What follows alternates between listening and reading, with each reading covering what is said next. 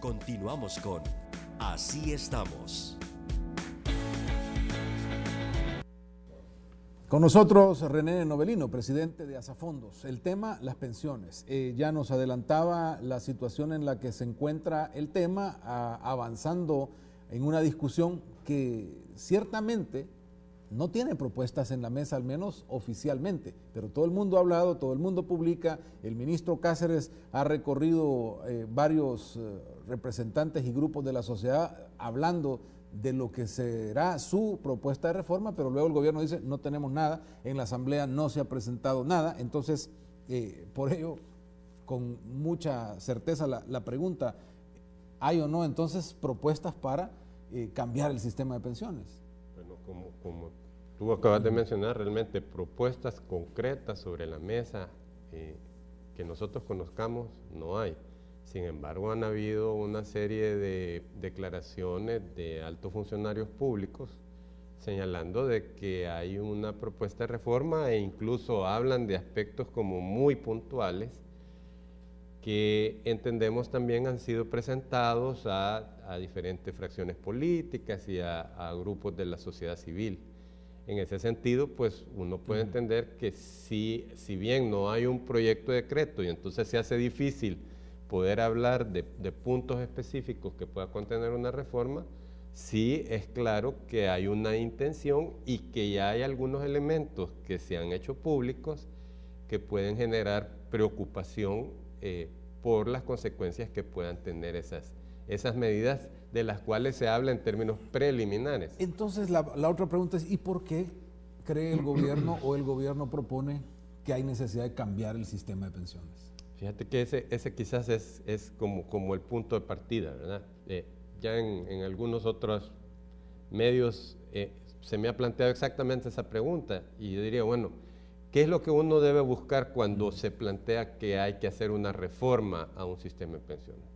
Lógicamente sería mejorar el funcionamiento del sistema, y mejorar el funcionamiento de un sistema de pensiones implica, desde nuestra perspectiva, asegurarle a las personas que, cumplido X, Y requisitos, van a tener una pensión sostenible y de un monto suficiente como para cubrir sus necesidades de vida. Y un tercer elemento que nos parece fundamental es que esa pensión que sea suficiente y sostenible esté disponible o sea pagada a la mayor parte de la población, si no al 100% de la misma.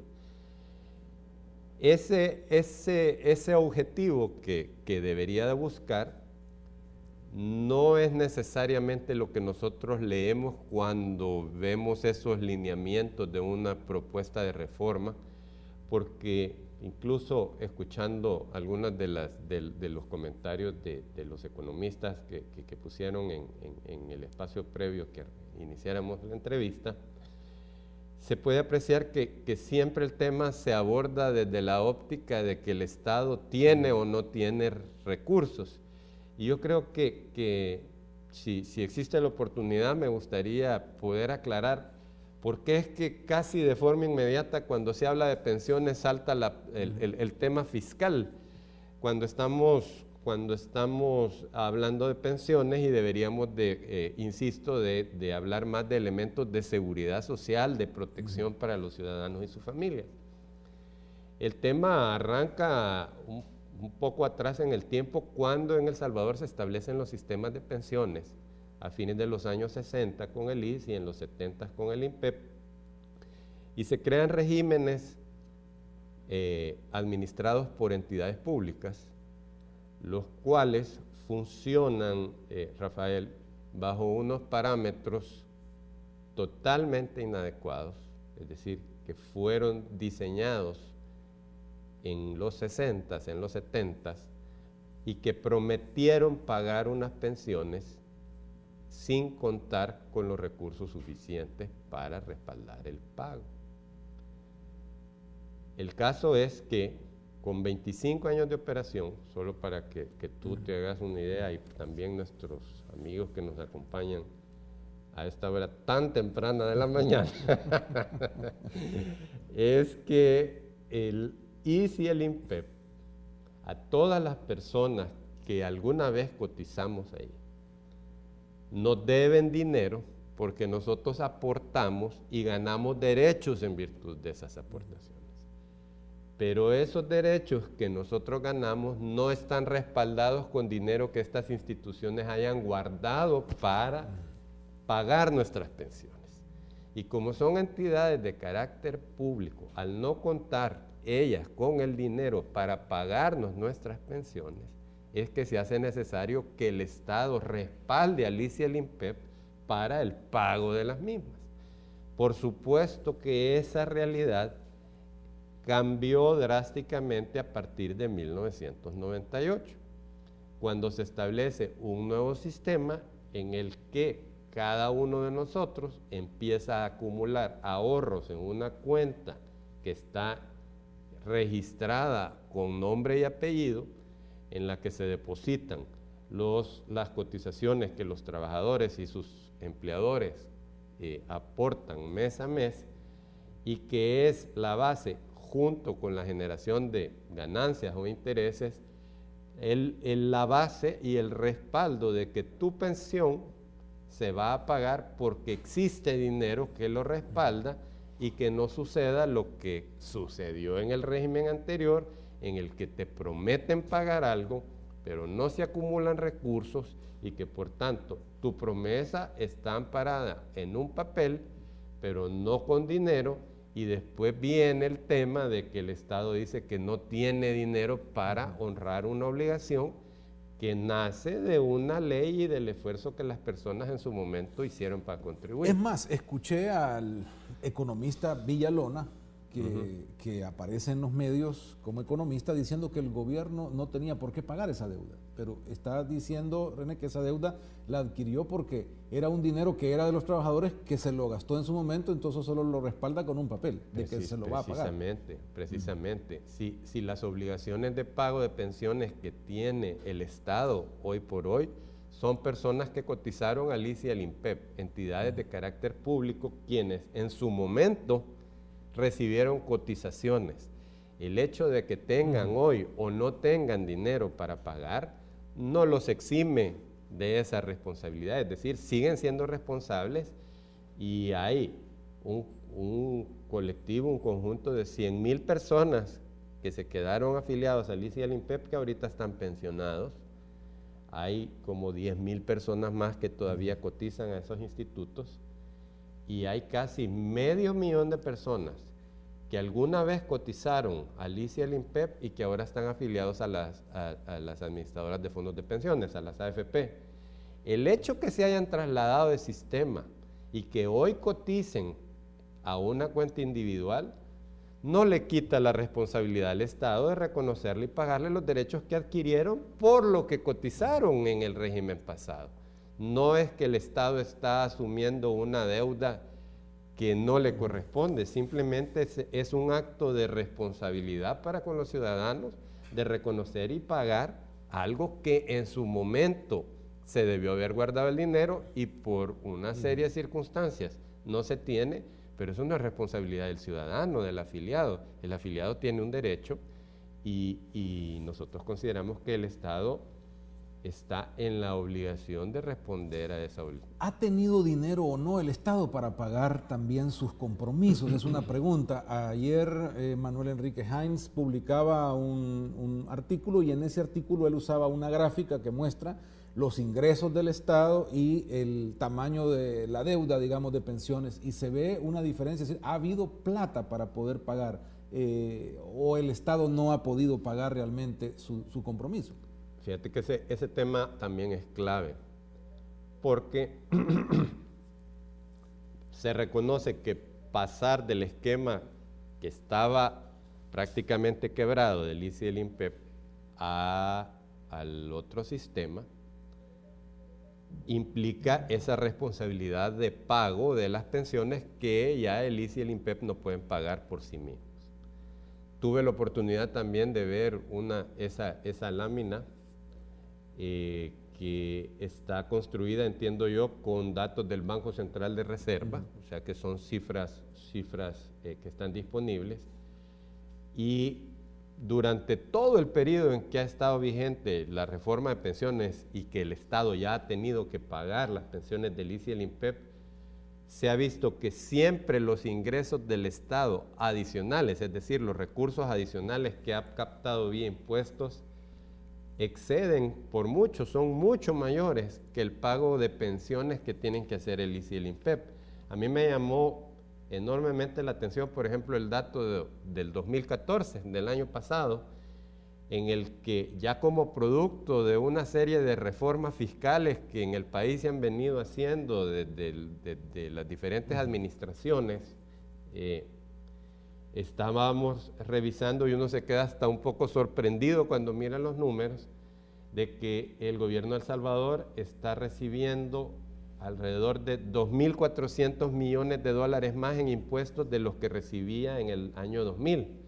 O sea que como sociedad estamos haciendo un esfuerzo bien grande de proveer recursos al Estado para que pague sus obligaciones, en las que debería estar incluida pensiones.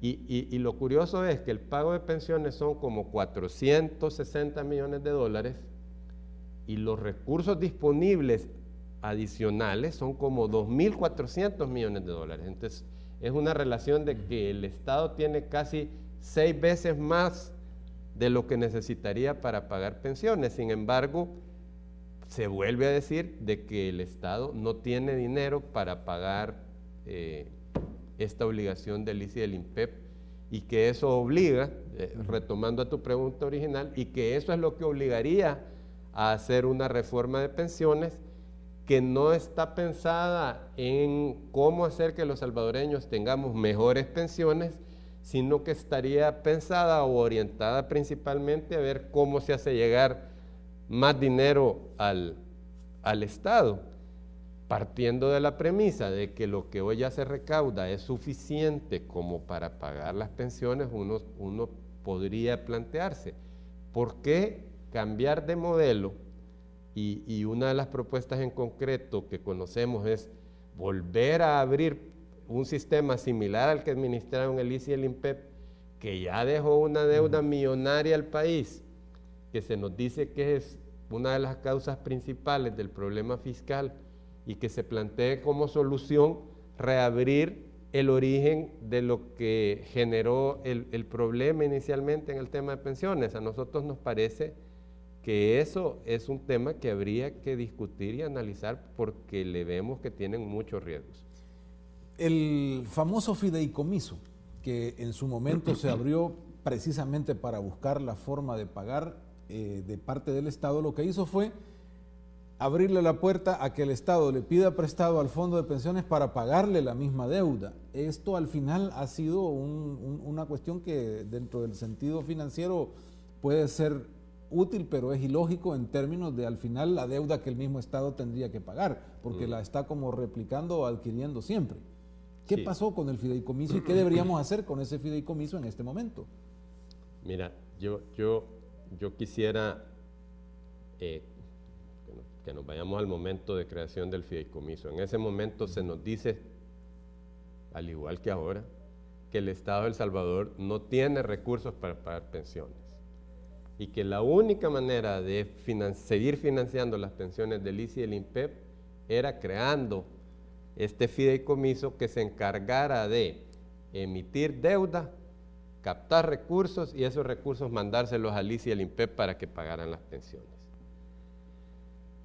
Eso parte del supuesto, nuevamente, que el Estado no tiene capacidad por sí mismo. En esa gráfica que presentaba el ingeniero Heinz y que tuvimos ayer oportunidad de revisar, se mira que en el 2006 también había dinero incremental como para poder pagar pensiones. Eso lo quisiera aclarar de entrada. Pero bueno, se nos dice que para pagar pensiones del ICE y el INPEP hay que emitir deuda y que esa deuda la tienen que comprar obligatoriamente los trabajadores afiliados a las AFP, porque es la única manera de pagar pensiones del ICE y el INPEP.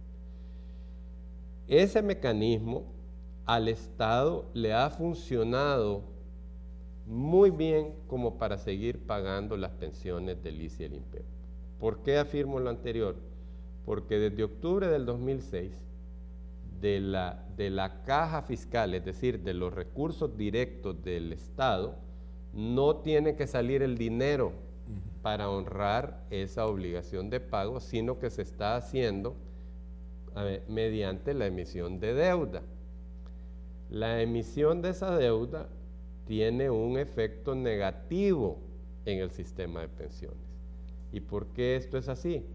Primero, porque en lugar de poder invertir el dinero en cuestiones más rentables, el gobierno o el Estado te obliga a invertir en estos instrumentos, en estos papeles de deuda, que desde el año 2008-2009 están devengando unas tasas de interés bien bajas, que hay una sentencia de la Sala de lo Constitucional que manda que se cambie, sentencia que todavía está pendiente de ser implementada, y que lo que va a causar es que los trabajadores salvadoreños que estamos afiliados a las AFP tengamos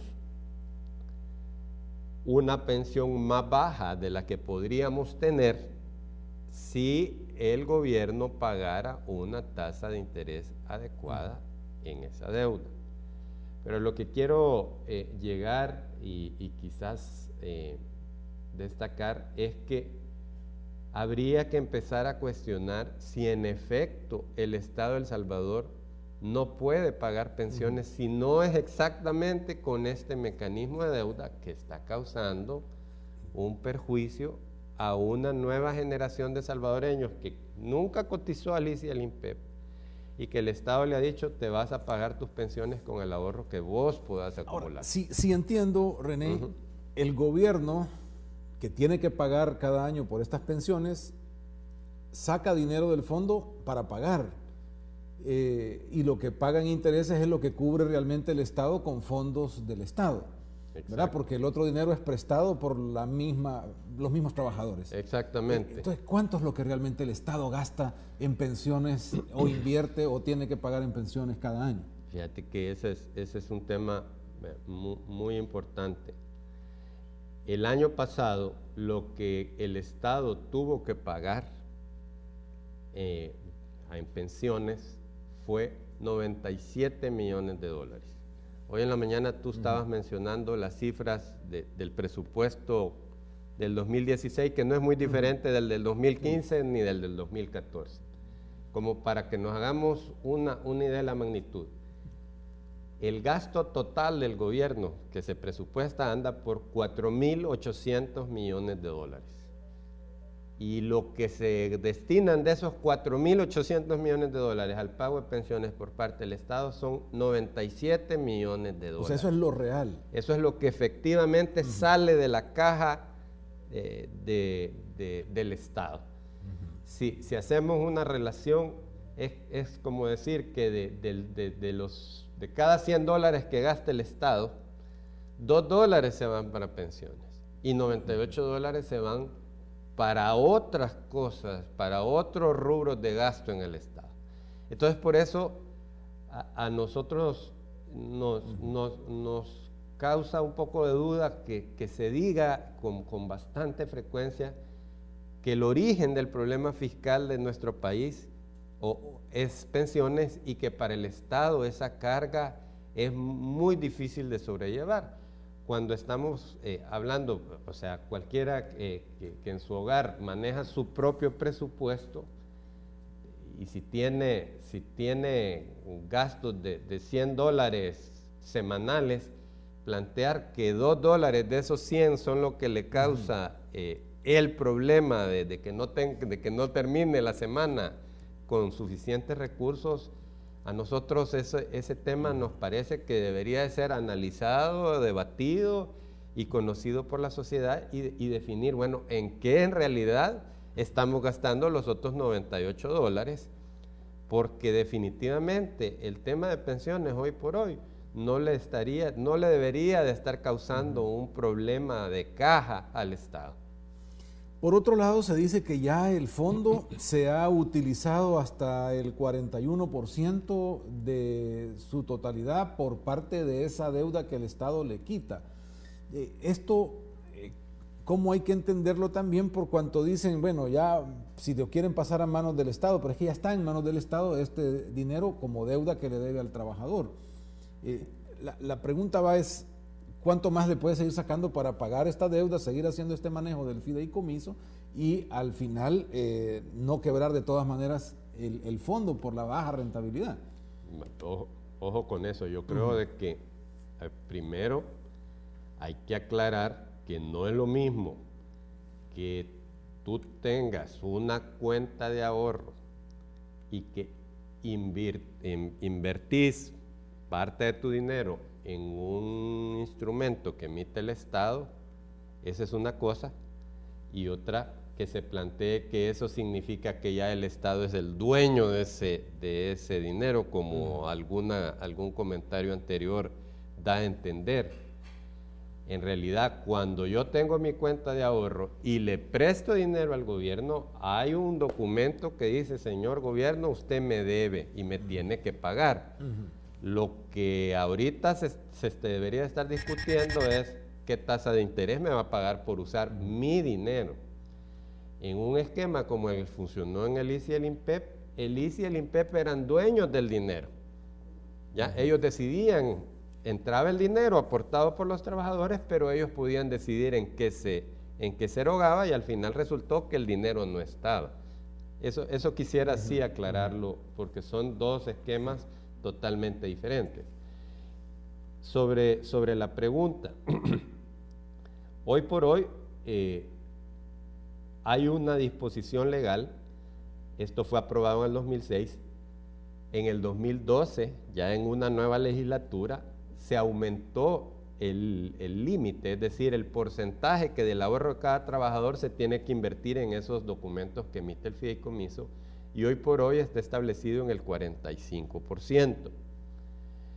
El tema ahí, Rafael, es que en la medida en que ese porcentaje es más alto y la tasa de interés que gana el trabajador con la inversión en esos papeles es baja, lo que sucede es que la cuenta de ahorro crece menos el saldo que lo que podría crecer si la tasa de interés fuera más alta. No es que haya peligro de quiebra, porque en esto yo quiero ser bien enfático con todos los amigos que nos acompañan en la mañana. El sistema de pensiones que arrancó en 1998 es 100% sostenible.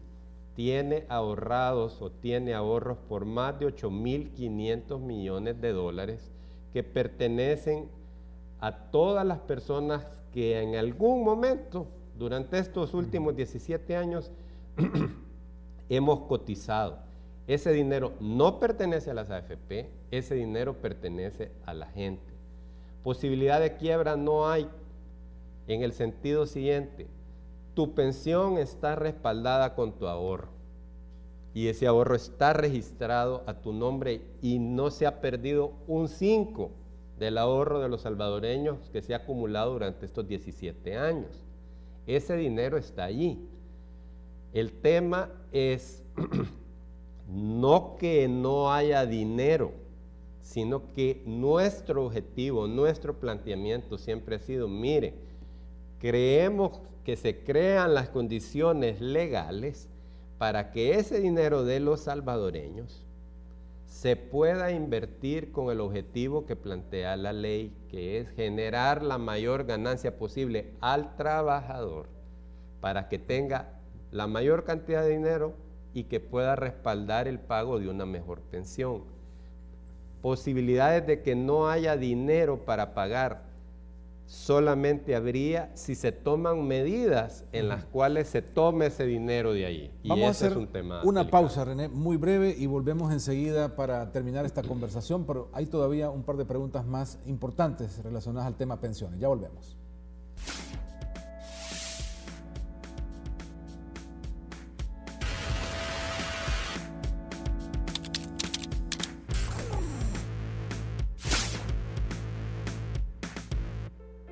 Me llevaron y me dijeron que era diabético. No tenía energía, pasaba con mucho dolor, me había afectado mucho. Pero luego que me he hecho este tratamiento, en menos de un mes he visto el resultado. Estamos viendo de que las úlceras y todo eso han desaparecido. Personalmente, por la experiencia que yo he pasado, se lo recomiendo a los diabéticos.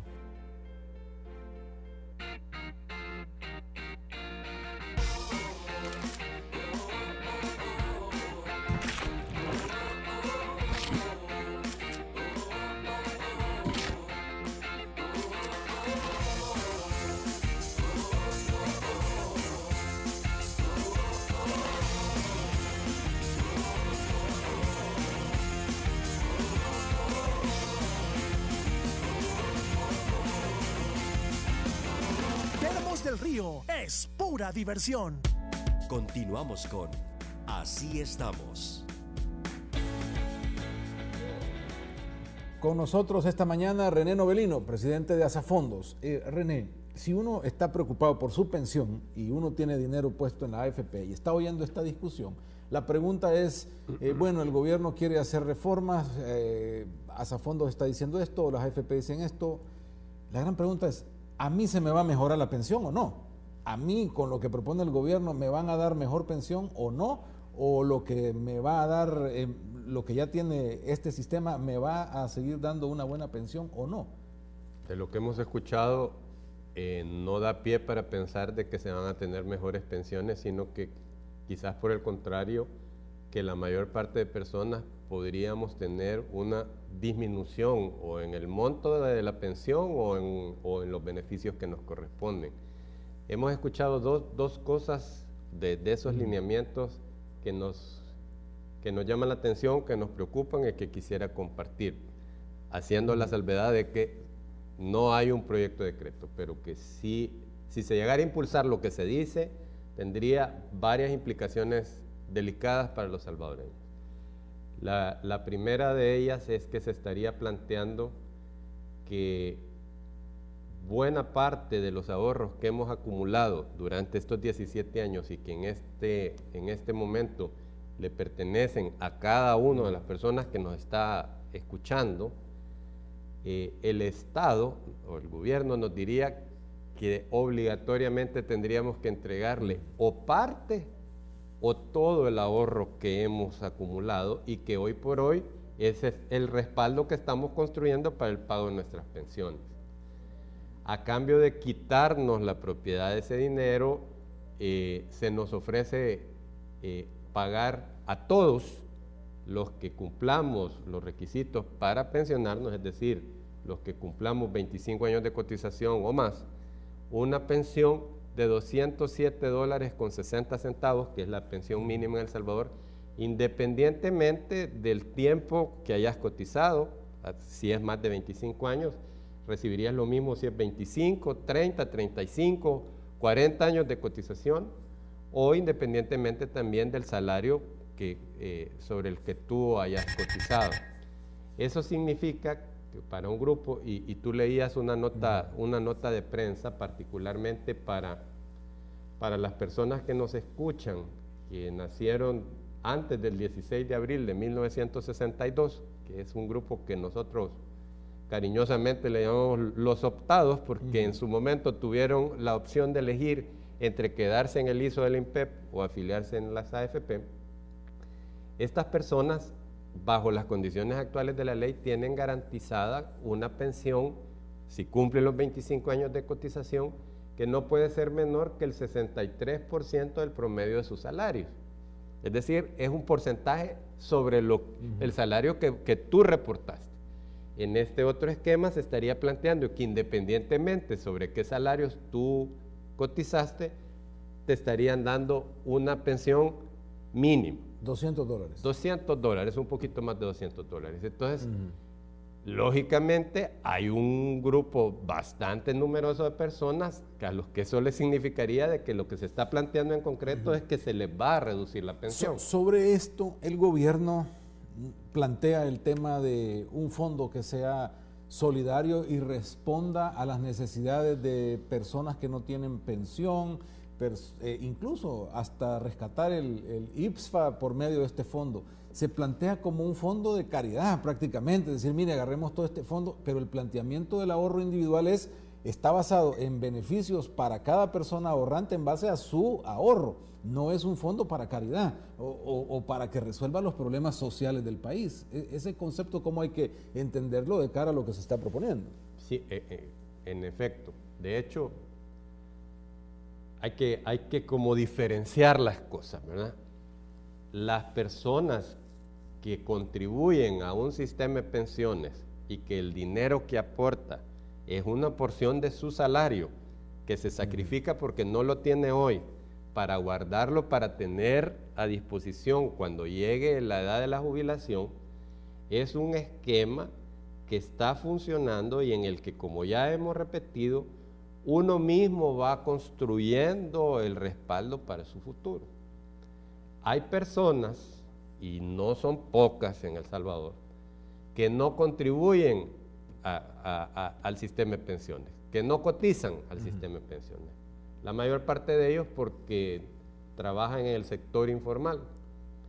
Entonces, como sociedad, tenemos una realidad que hay necesidades en salud, hay necesidades en educación, hay necesidades en un montón de cosas y hay necesidades de una población que no cotizó, que llegó a la edad de vejez y que son adultos que viven en pobreza.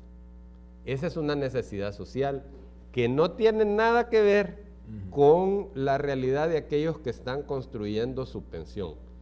Como sociedad tenemos que atender o ponernos de acuerdo cuál es la prioridad en el gasto de todos estos elementos.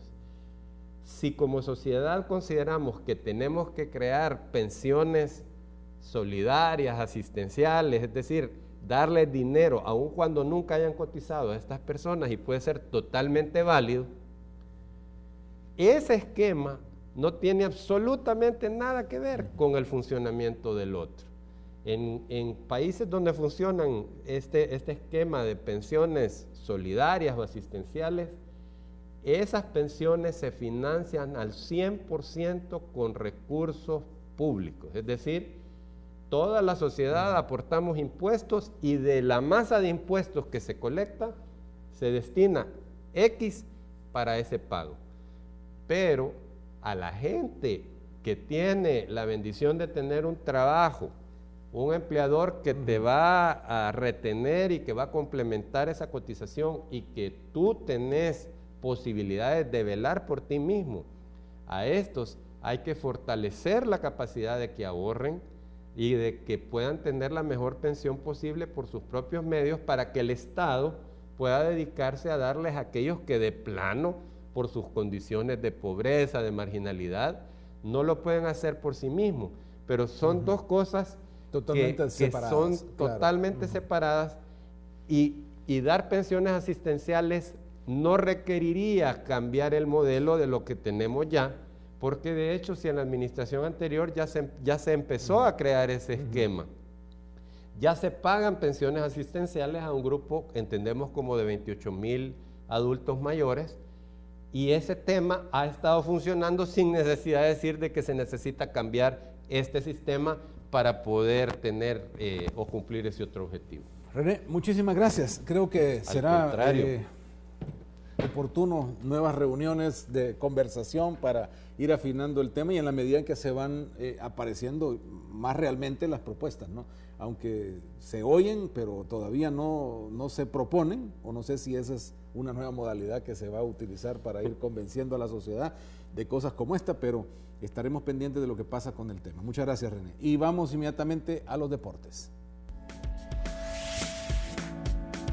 Comunícate con nosotros. Queremos conocer tu opinión.